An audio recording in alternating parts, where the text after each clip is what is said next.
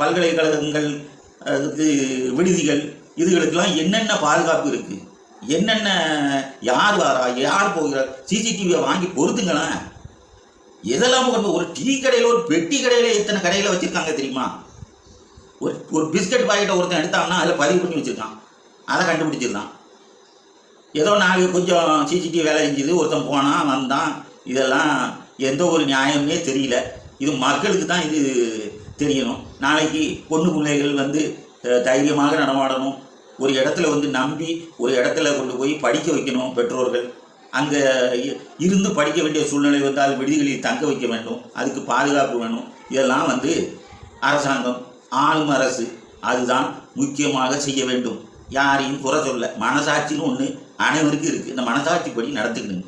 இந்த வீடியோவோ என் மனசு வருத்தத்தோடு இந்த வீடியோவை நான் போட்டிருக்கேன். தவறு இருந்தால்